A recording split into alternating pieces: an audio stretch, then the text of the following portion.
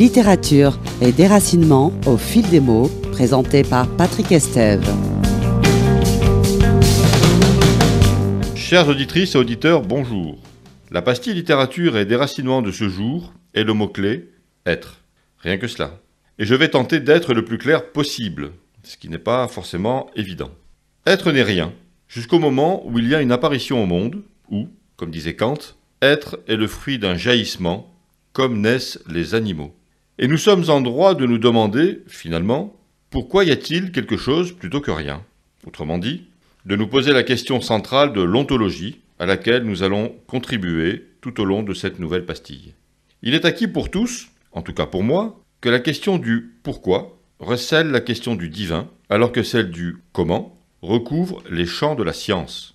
Mais entre « pourquoi » et « comment », il existe justement un espace où se situe le « il y a » ou pas, un espace où on trouve la question de l'être, du quelque chose, de la présence au monde que l'on peut opposer au rien, au néant, que nous avons déjà évoqué sur les ondes d'Agora Côte d'Azur au travers d'une pastille dédiée au zéro.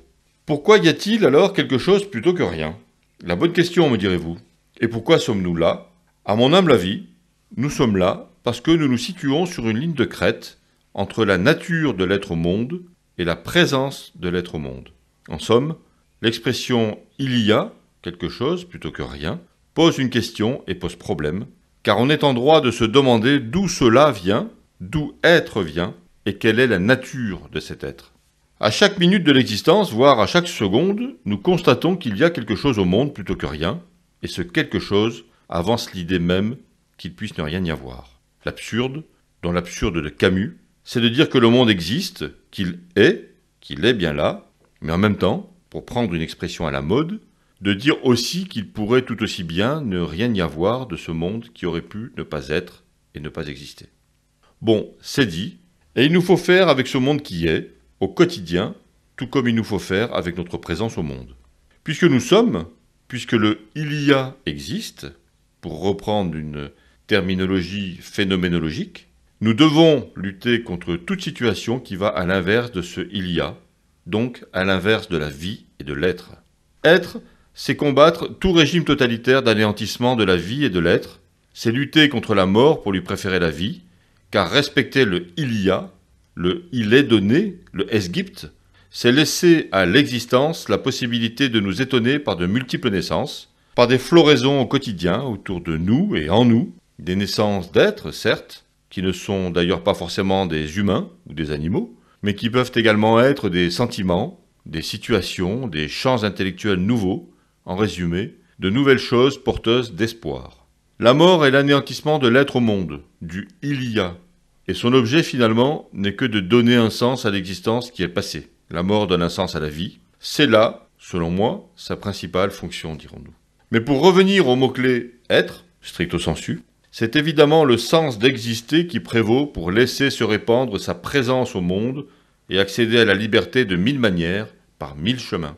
L'art est là pour nous montrer la multitude de créations possibles, mais la vie également, dont les relations entre humains, de nature si multiples, au cœur de notre belle nature, justement, au cœur de ce beau cadre que le monde nous offre. Avant de vous laisser pour une semaine, j'aimerais aborder pour conclure un phénomène nouveau lié au numérique, où l'humain semble oublier progressivement la question centrale de l'être, en se distrayant par et au travers de la technique. L'humain semble oublier la question de son être et poursuivre inlassablement une nouvelle forme d'avancée dans un tunnel éclairé.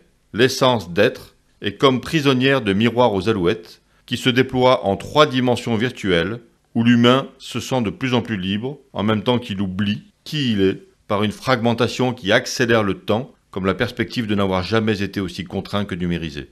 Être formera bientôt une présence hybride au monde que les potentialités du transhumanisme pousseront à faire rêver à une immortalité prochaine et à une forme inédite d'avènement de sorte de golem des temps modernes, pour reprendre le titre et le cœur de l'ouvrage récent de Pierre Assouline. Nous voici donc en plein paradoxe de l'illusion numérique, face à un cosmos virtuel, construit de toutes pièces dans le ventre de tôles et de câbles des ordinateurs et des réseaux. Tout cela mérite évidemment d'être médité. Je vous dis à la semaine prochaine pour une nouvelle pastille de littérature et déracinement au fil des mots. Et dans l'intervalle, N'oubliez pas de rester libre et portez-vous bien.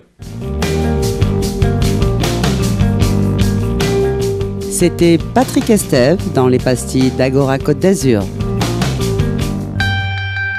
Vous écoutez Agora Côte d'Azur.